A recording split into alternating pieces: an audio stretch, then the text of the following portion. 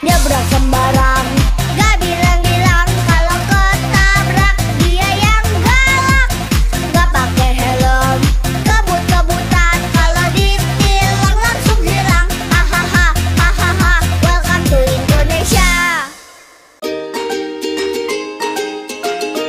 Halo adik-adik manis, ketemu lagi dengan kakak di channel Dunia Dongeng. Wah, gimana kabarnya sekarang selama liburan?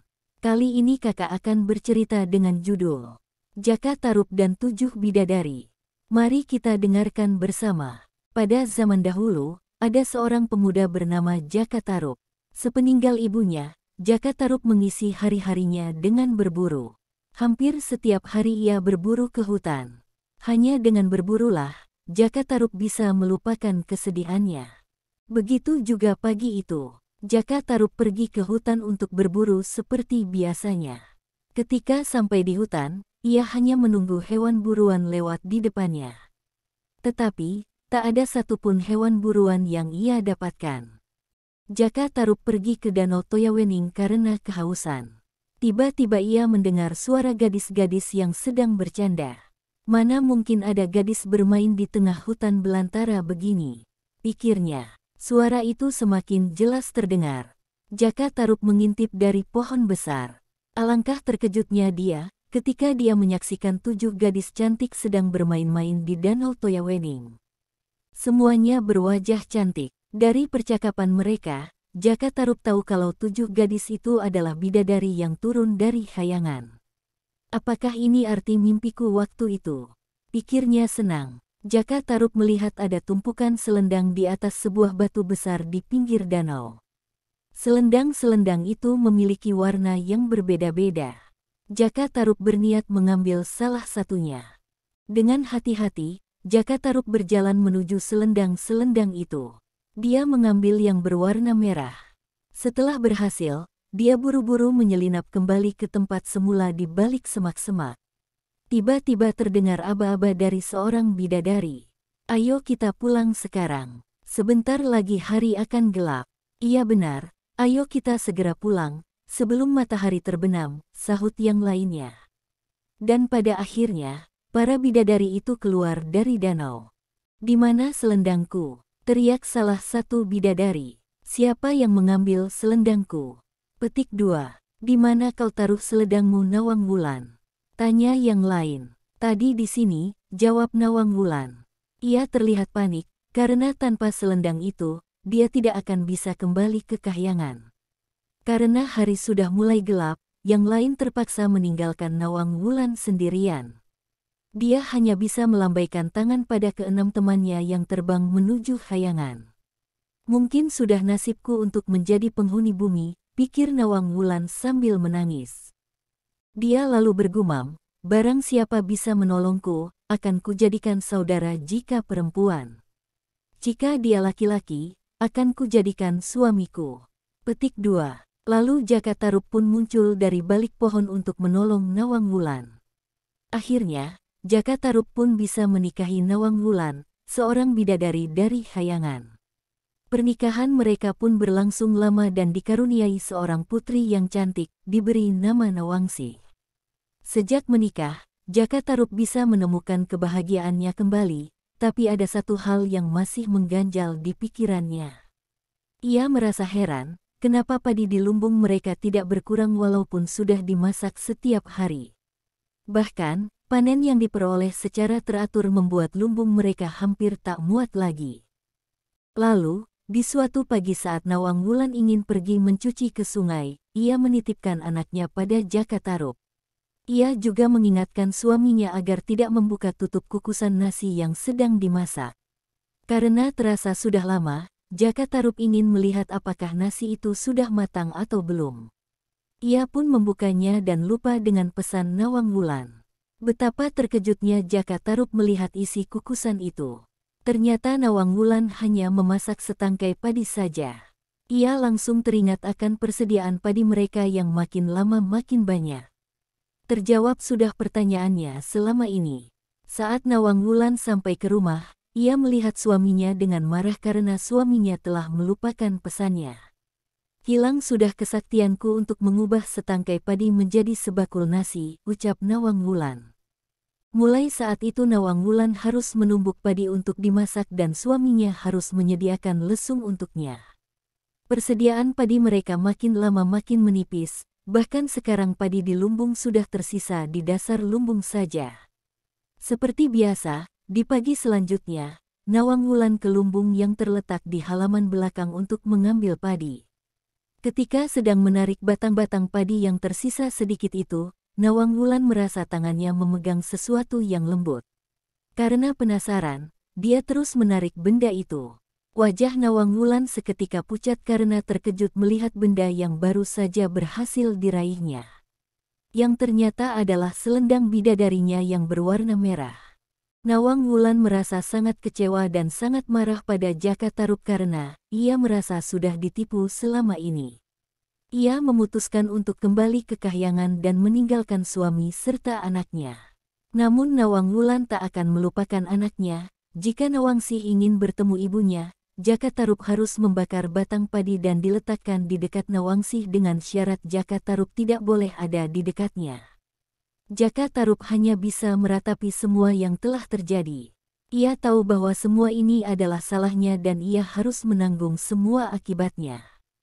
Nah, adik-adik yang manis, dari cerita ini, ada pesan moral yang bisa diambil yaitu, sepintar apapun kita menyembunyikan sesuatu, pada akhirnya akan terbongkar juga. Karena itu kita tidak boleh membohongi orang lain untuk mendapatkan apa yang kita mau. Hal itu bisa berujung ke hal-hal yang tidak baik dan merugikan diri kita sendiri dan orang lain. Cerita kita sampai di sini dulu, kita ketemu lagi di cerita yang lain. Tetap di channel Dunia Dongeng. Sampai jumpa.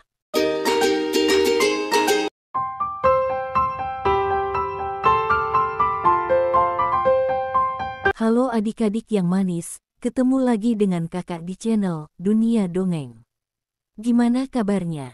Kali ini kakak akan bercerita tentang sebuah cerita dari daerah Lampung yang berjudul Buaya Perompak. Selamat mendengarkan.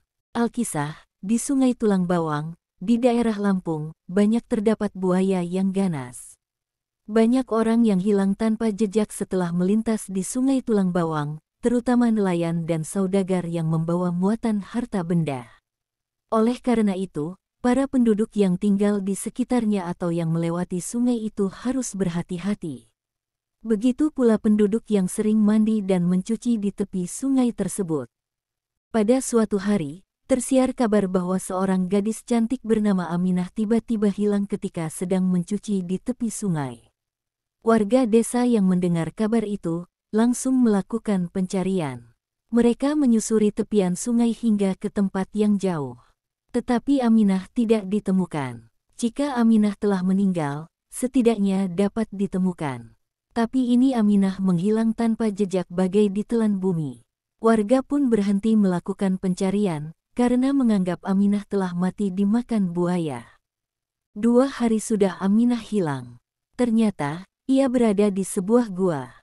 Tak ada seorang pun yang mengetahui keberadaannya. Sementara itu, di sebuah gua di dasar sungai, tampak seorang gadis yang tergolek lemas. Dia adalah Aminah yang baru saja siuman. Dengan sekuat tenaga Aminah berusaha bangun.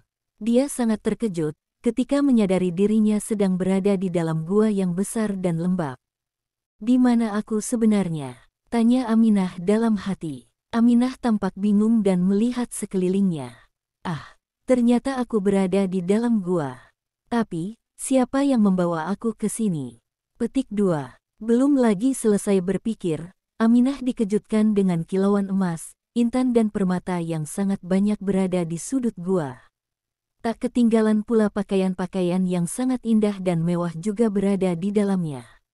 "Wah, banyak sekali perhiasan di sini. Milik siapa itu?" tanya Aminah dalam hati. Lalu, terdengar suara laki-laki. "Wahai gadis cantik, jangan takut padaku. Aku tidak akan memangsamu. Inilah istanaku. Selamat datang di gua bawah sungai istanaku ini." Ternyata, suara itu berasal dari seekor buaya besar. Kali ini Aminah hampir dibuat pingsan, ketika di sudut gua lainnya terdapat seekor buaya besar dan menyeramkan yang sejak tadi sudah memperhatikannya. "Kamu siapa? Wujudmu buaya, tapi kenapa bisa bicara?" tanya Aminah dengan takut. "Tenang, gadis cantik, sebenarnya aku adalah manusia seperti dirimu. Tapi, karena sifat yang jahat dan serakah, aku dikutuk oleh para dewa menjadi seekor buaya. Aku bisa berubah jadi manusia nanti pada saat bulan purnama," kata buaya itu. "Dahulu, aku adalah seorang perompak di Sungai Tulang Bawang. Aku merampok para saudagar kaya yang berlayar melewati Sungai Tulang Bawang. Hasil rampasan itu aku simpan di gua ini. Jika aku membutuhkan uang dan makanan, akan kujual sedikit demi sedikit harta rampasanku ke pasar. Tak ada seorang pun yang mengetahui bahwa aku telah membangun terowongan di balik gua ini.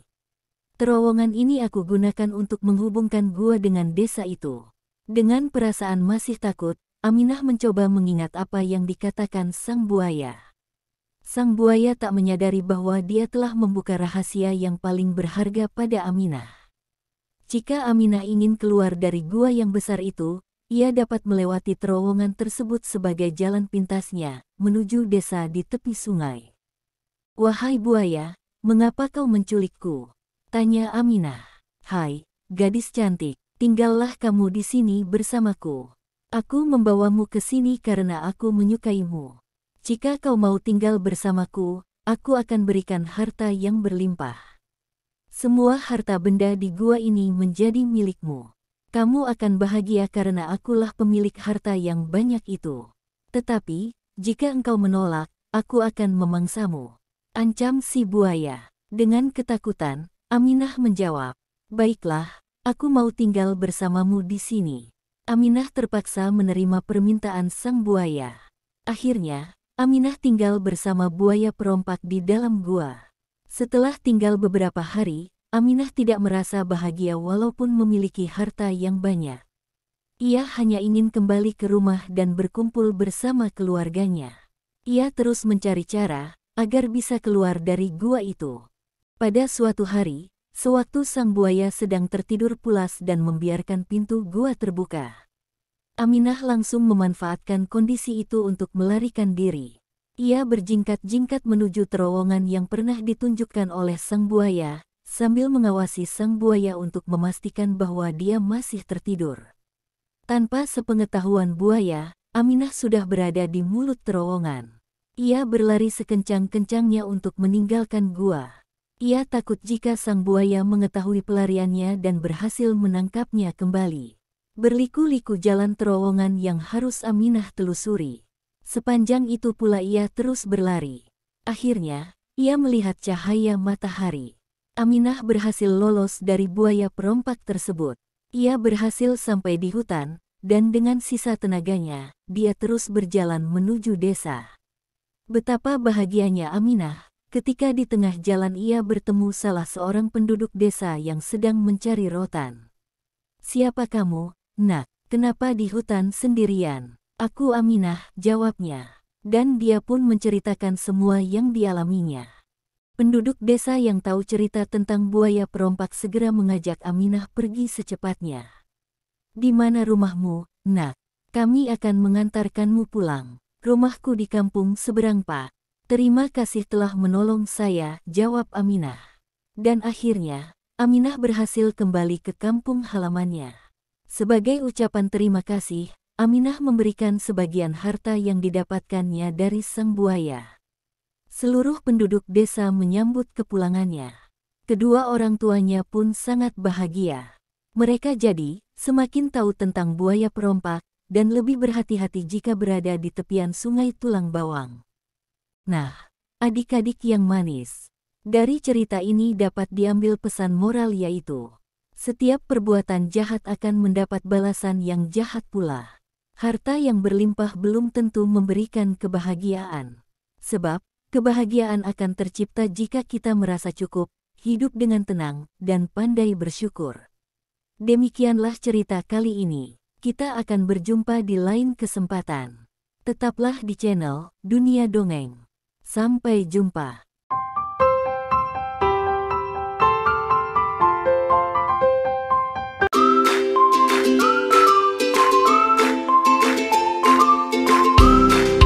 Halo adik-adik manis, ketemu lagi dengan kakak di channel Dunia Dongeng.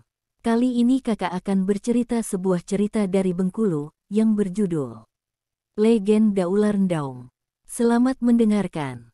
Pada zaman dahulu, pada sebuah puncak gunung yang terletak di wilayah Bengkulu, hiduplah seekor ular raksasa. Oleh masyarakat setempat, ular raksasa tersebut dikenal dengan nama Ular Ndaung. Dikisahkan, di Bengkulu terdapat sebuah desa yang letaknya di bawah kaki gunung. Di desa tersebut hiduplah seorang janda tua dengan 3 orang putrinya. Mereka hidup miskin dan hidup di sebuah gubuk sederhana di pinggiran hutan yang tak jauh dari gunung tempat Ular Ndaung. Untuk memenuhi kebutuhan sehari-hari, mereka mengandalkan penjualan hasil kebun yang sempit yang ada di belakang rumah mereka. Sayangnya, di keluarga yang miskin itu hanya wanita tua dan putri bungsunya saja yang bekerja. Suatu hari, wanita tua itu jatuh sakit. Ia tidak lagi dapat bekerja mengolah kebun dan menjual hasil kebun ke pasar. Pekerjaannya pun digantikan oleh putri bungsunya.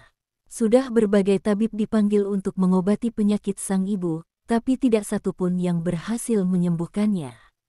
Hingga akhirnya, datang seorang peramal menemui ketiga putrinya. Peramal itu berkata, hanya ada satu cara untuk menyembuhkan penyakit ibu kalian, yaitu dengan memberikan obat khusus yang terbuat dari daun-daunan hutan, yang dimasak dengan bara gaib. Untuk mendapatkan bara gaib ini memang sulit, kalian harus mencarinya di puncak gunung. Apakah tidak ada cara lain untuk kami mendapatkan bara gaib itu, wahai peramal? Tanya salah seorang anak. Tidak ada. Ada satu lagi yang perlu kalian tahu. Konon katanya, puncak gunung yang mengandung bara gaib itu dijaga oleh seekor ular gaib yang sangat besar dan menyeramkan, ucap sang peramal. Betapa kecewanya ketiga anak perempuan tua itu mendengar ucapan peramal. Mereka hanya bisa menyembuhkan ibunya dengan bantuan bara gaib untuk merebus obatnya. Namun masalahnya, ular gaib itu menurut penduduk desa, akan memangsa siapa saja yang berusaha mendekati puncak gunung tersebut. Anak-anak perempuan janda tua itu pun tak mampu berbuat apa-apa lagi. Mereka hanya pasrah melihat ibu mereka yang tergeletak di pembaringan menahan sakit. Aduh, maafkan aku ibu. Mana berani aku mengambil bara api di kawah gunung, kata si kakak. Aku juga tidak berani ibu. Di puncak gunung itu bersemayam ular raksasa. Bagaimana jika aku dimakannya? Tidak satu pun dari mereka yang mau mengorbankan diri mencari bara gaib itu kecuali si bungsu. Si bungsu sudah tidak tahan lagi melihat ibunya menderita sakit yang tidak kunjung sembuh. Akhirnya, ia bertekad untuk pergi mencari daun-daunan hutan serta bara gaib di puncak gunung. Kakak, aku harus mencari obat untuk ibu. Aku akan pergi ke puncak gunung, mencari bara gaib, ucap si bungsu kepada kedua kakaknya. Apa kau sudah gila? Kau bisa mati karena dimakan ular raksasa, kata kedua kakaknya. Aku akan mencobanya dulu.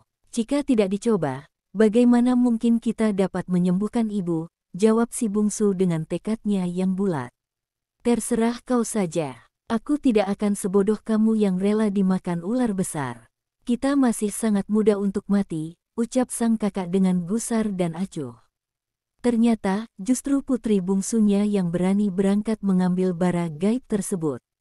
Meskipun tidak mendapat tanggapan yang cukup baik dari kedua kakaknya, si bungsu tetap pergi mencari obat dengan restu sang ibu. Sebelum berangkat, putri bungsu tidak lupa mencium tangan ibunya dan memohon didoakan agar selamat. Dengan tekadnya yang bulat untuk menyembuhkan ibunya, si bungsu mendaki gunung mencari dedaunan hutan sebagai obat. Si bungsu terus mendaki dan mendaki untuk mendapatkan bara gaib. Banyak rintangan yang ia hadapi. Tanah yang semakin lama semakin miring dan curam membuat tenaganya terkuras. Ketika hampir sampai di puncak gunung, rasa takut pun mulai menyelimuti. Sebab, ia harus melewati kediaman ular ndaung terlebih dahulu, yaitu ular raksasa yang menjaga puncak gunung tempat bara gaib berada. Tempat tinggal ular ndaung sangat menyeramkan. Pohon-pohon di sekitar gua itu besar dan berlumut. Daun-daunnya yang menutupi sinar matahari menyebabkan tempat tersebut menjadi temaram. Setelah berhasil mencapai puncak gunung, putri bungsu yang kelelahan beristirahat sejenak. Belum habis rasa takutnya melihat kediaman sang ular, tiba-tiba terdengar suara gemuruh dan raungan keras yang membuat tanah yang dipijaknya bergetar. Si bungsu semakin takut. Akhirnya, ia melihat ular yang sangat besar ada di hadapannya. Sorot matanya tajam dan lidahnya menjulur berulang kali. Sis, siapakah kamu? Dan kenapa ada di puncak gunung ini? Desis si ular. Dengan sisa keberanian, si bungsu berkata, wahai ular yang baik hati, bolehkah aku meminta sebutir bara gaib? Bara itu akan aku gunakan untuk memasak obat ibuku yang sedang sakit. Ular Ndaung merasa sedih mendengar cerita si putri bungsu. Tanpa diduga, sang ular menjawabnya dengan ramah, baiklah. Aku akan memberimu sebutir bara abadi. Tenang saja putri bungsu, aku akan mengambilkan bara abadi itu karena tidak mungkin kamu turun ke bawah sana, kata ular Ndaung. Terima kasih ular Ndaung, meskipun kamu adalah ular, tapi ternyata kamu sangat baik hati dan perhatian, kata putri bungsu.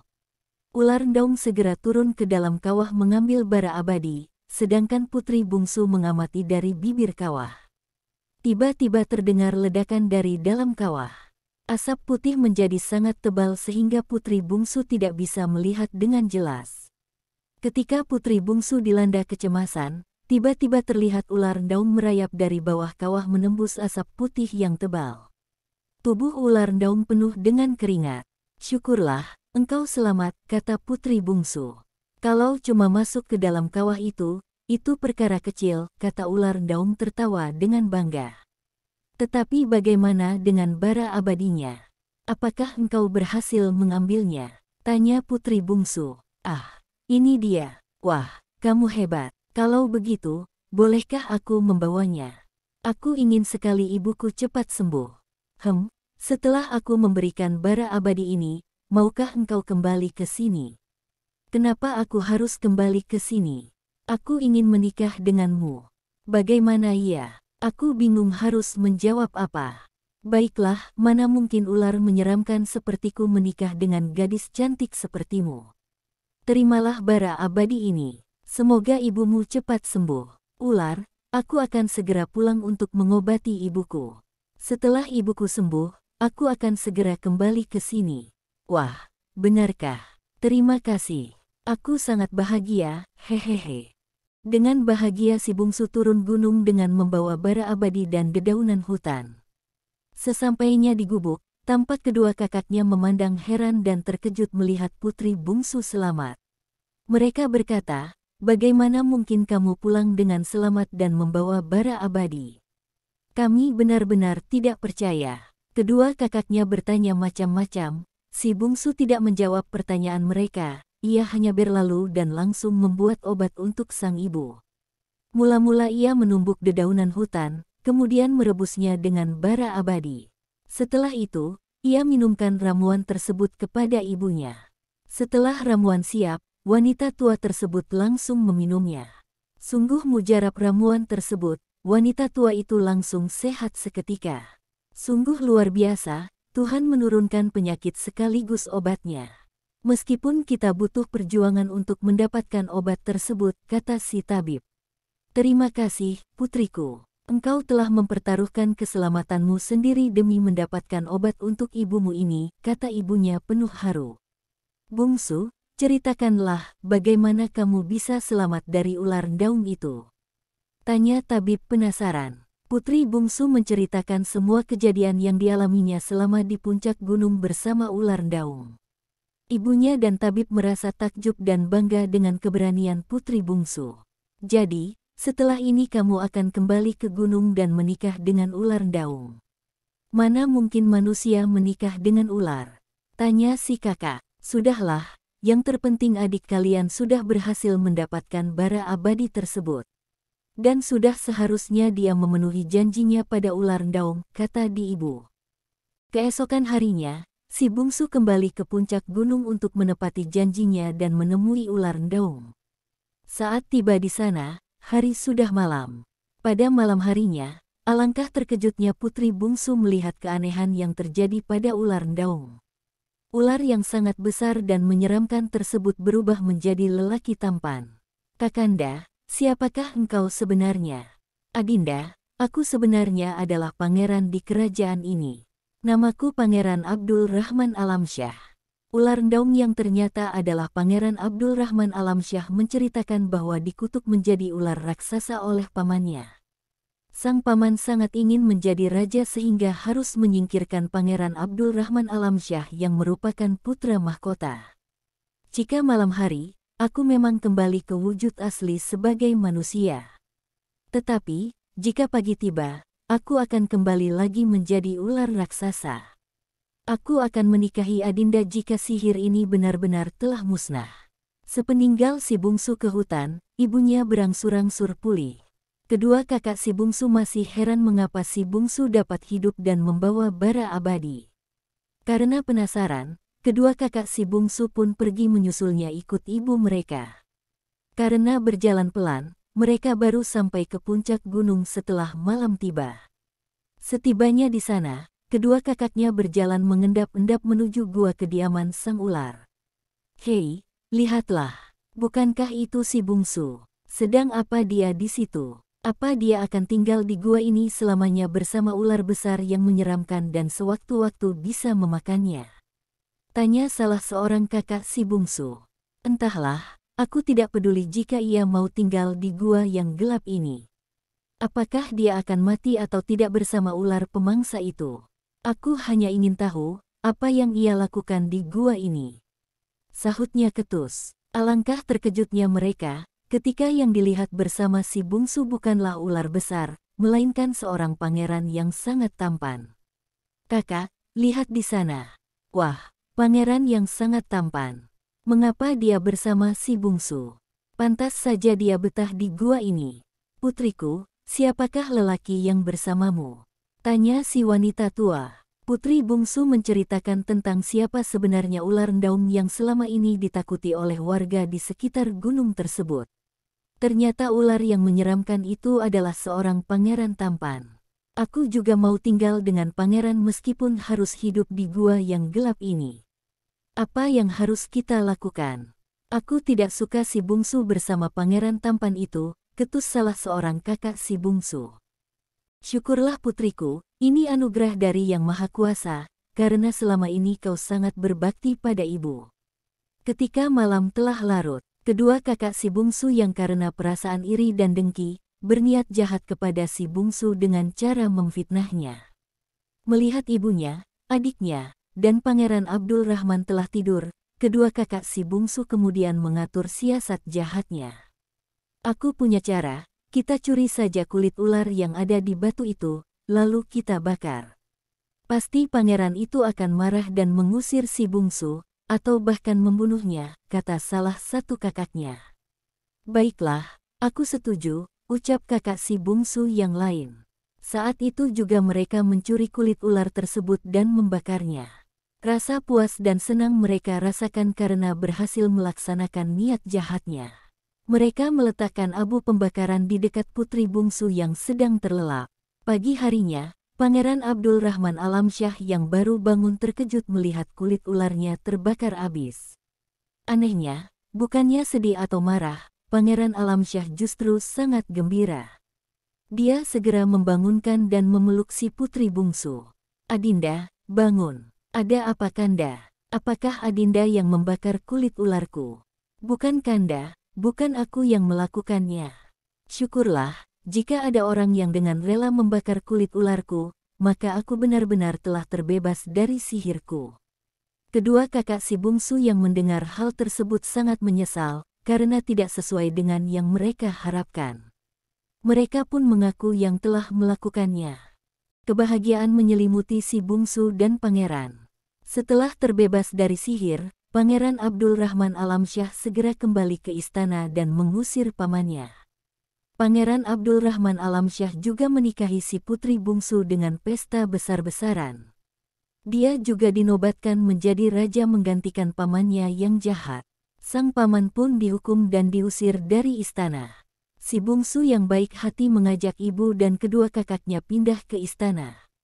Meskipun kedua kakaknya selalu berbuat jahat, ia tidak merasa dendam. Namun, karena merasa bersalah dan malu pada si bungsu, kedua kakaknya menolak tinggal di istana dan memilih tetap tinggal di gubuk tua di kaki bukit. Nah, adik-adik manis, dari cerita ini ada pesan moral yang bisa kita petik, yaitu jadilah anak yang berbakti pada kedua orang tua. Sebab, perbuatan ini akan mendatangkan kebahagiaan. Dan berbuat baiklah pada saudara. Jangan merasa iri dengan apa yang didapatkan oleh mereka. Cerita kita sampai di sini dulu. Kita akan ketemu di cerita selanjutnya. Tetaplah di channel Dunia Dongeng. Sampai jumpa.